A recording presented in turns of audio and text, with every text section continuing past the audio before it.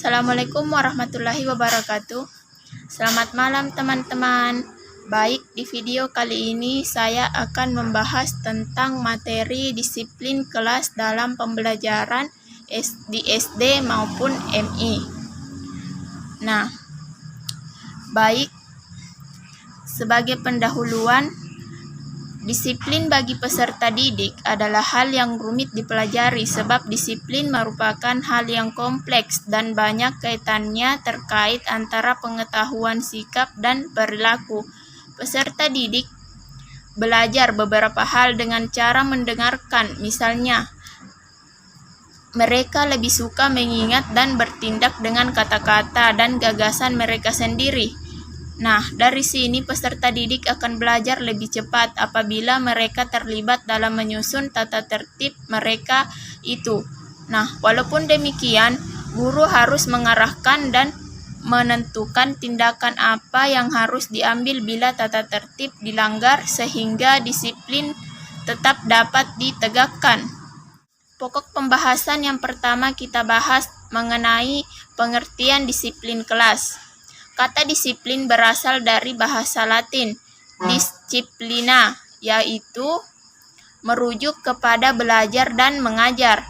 Kata ini berasosiasi sangat dekat dengan istilah disiple, yang berarti mengikuti orang belajar di bawah pengawasan seorang pimpinan. Nah, disiplin adalah kesadaran untuk melakukan sesuatu pekerjaan dengan tertib dan teratur sesuai dengan peraturan-peraturan yang berlaku dengan penuh tanggung jawab tanpa paksaan dari siapapun. Nah, di dalam pembicaraan disiplin dikenal dua istilah yang pengertiannya hampir sama tetapi terbentuknya satu sama lain merupakan urutan. Nah, kedua istilah itu adalah disiplin dan ketertiban. Disiplin merupakan sesuatu yang berkenaan dengan pengendalian diri seseorang terhadap bentuk-bentuk aturan. Disiplin merupakan sikap netral. Disiplin pada hakikatnya adalah pernyataan sikap mental dari individu maupun masyarakat yang mencerminkan rasa ketataan, kepatuhan yang didukung oleh kesadaran untuk menunaikan tugas dan kewajiban dalam rangka pencapaian tujuan. Nah, dapat disimpulkan, disiplin adalah ketaatan dan ketepatan pada suatu aturan yang dilakukan secara sadar tanpa adanya dorongan atau paksaan pihak lain atau suatu keadaan di mana sesuatu itu berada dalam tertib, teratur, dan semestinya, serta tiada suatu pelanggaran-pelanggaran baik secara langsung maupun tidak langsung. Pembahasan selanjutnya yaitu mengenai pendekatan-pendekatan disiplin kelas. Disiplin kelas merupakan hal esensial terhadap terciptanya perilaku tidak menyimpang dari ketertiban kelas. Dalam semangat pendekatan pendidikan disiplin hendaknya memiliki basis kemanusiaan dan prinsip demokrasi.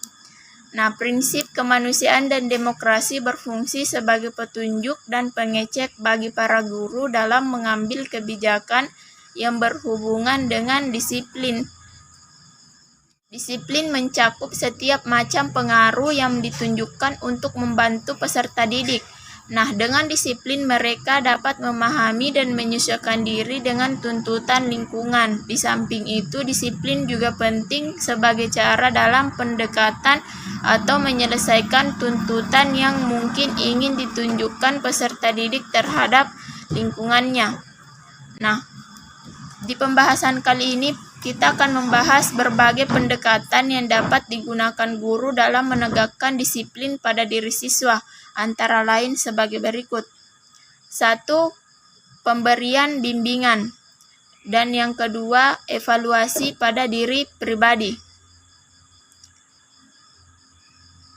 Nah, adapun sikap disiplin yang dilakukan oleh seseorang sebenarnya adalah suatu tindakan untuk memenuhi tuntutan nilai-nilai tertentu. Nah, nilai-nilai tersebut dapat diklasifikasikan menjadi 1. Nilai-nilai keagamaan atau kepercayaan, 2. Nilai-nilai tradisional, 3. Nilai-nilai kekuasaan, 4. Nilai-nilai subjektif, dan yang kelima adalah nilai rasional. Kemudian pokok pembahasan selanjutnya yaitu mengenai bentuk-bentuk disiplin belajar siswa, yang meliputi 1. Disiplin siswa dalam menentukan dan menggunakan cara atau strategi belajar.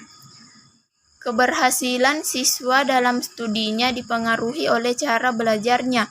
Siswa yang memiliki cara belajar yang efektif memungkinkan untuk mencapai hasil atau prestasi yang lebih tinggi daripada siswa yang tidak mempunyai cara belajar yang efektif. Yang kedua, disiplin terhadap pemanfaatan waktu. Nah, disiplin terhadap pemanfaatan waktu meliputi 1. Cara mengatur waktu belajar, 2. Pengelompokan waktu, 3. Penjahatan waktu belajar, dan yang ketiga, disiplin terhadap tugas, yang meliputi 1. Mengerjakan tugas rumah, 2. Mengerjakan tugas di sekolah. Nah, yang terakhir, disiplin terhadap tata tertib.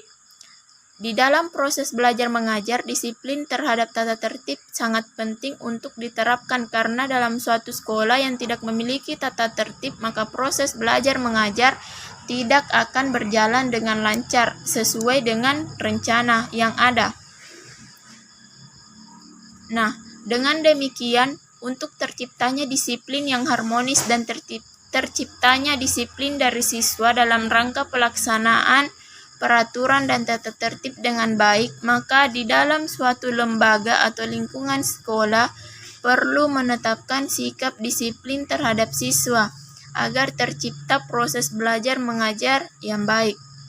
Nah, pokok pembahasan selanjutnya yaitu mengenai teknik-teknik membina disiplin kelas.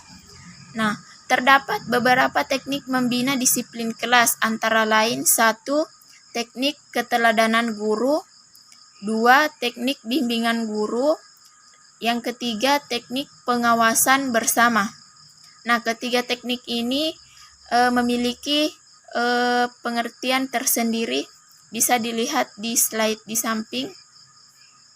Nah, kemudian dalam mewujudkan tujuan bersama tersebut, beberapa usaha yang dapat dilakukan dalam pembinaan disiplin kelas adalah 1. Mengadakan perencanaan bersama antara guru dengan siswa, 2. Mengembangkan kepemimpinan dan tanggung jawab pada siswa, 3. Membina organisasi kelas secara demokratis, 4. Membiasakan agar siswa dapat berdiri sendiri atau mandiri dalam melaksanakan tugas dan kewajibannya.